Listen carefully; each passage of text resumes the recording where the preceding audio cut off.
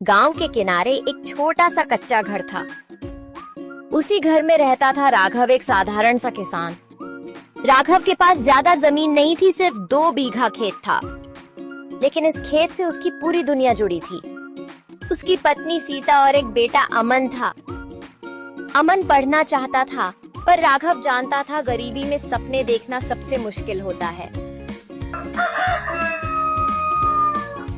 हर रोज राघव सूरज निकलने से पहले उठता, पुरानी धोती पहनकर खेत की ओर चल देता।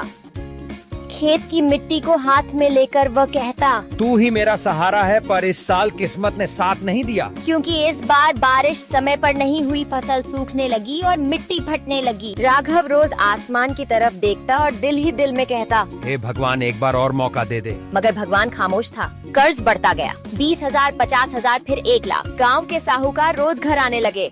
राघव पैसे कब देगा, या जमीन हमारे नाम कर दे। राघव खामोश रहता, आंखों में आंसू होते, मगर वह रोता नहीं था। एक रात अमन ने धीरे से कहा, बाबू अगर पैसे नहीं है तो मैं स्कूल छोड़ देता हूँ। यह सुनकर राघव का दिल कांप गया। उसने अमन को सीने से लगाया और कहा, नहीं बेटा, तू पढ़ेगा, बाबू भूखा रहेगा, मगर तेरा सपना नहीं टूटने दूंगा। उस रात राघव सो नहीं सका। अगली सुबह राघव खेत में बैठा था, सूखी मिट्टी को मुट्ठी में भरकर बोला, शायद मैं हार गया हूँ। उसके दिल में ख्याल आया, मैं जमीन बेच देता हूँ, शायद किसान बनना मेरी किस्मत में नहीं। वह साहूकार के पास जाने ही वाला था। उसकी नजर गांव के सबसे अनुभवी किसान रामदयाल काका पर पड़ी।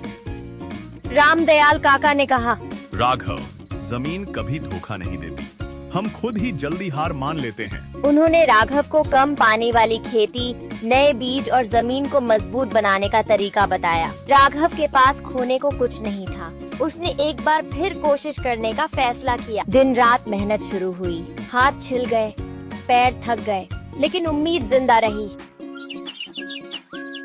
कई महीने गुजर गए और फिर एक दिन खेत में हरी चादर बिछ गई।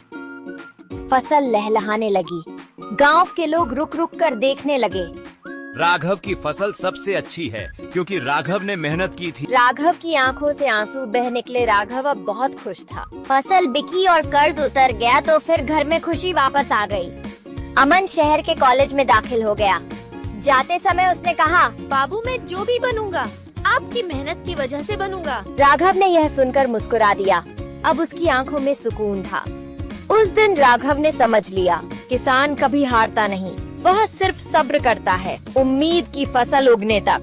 और दोस्तों, इस वीडियो को बनाने में बहुत मेहनत लगी है। कृपया इस वीडियो को लाइक करें और सब्सक्राइब करें।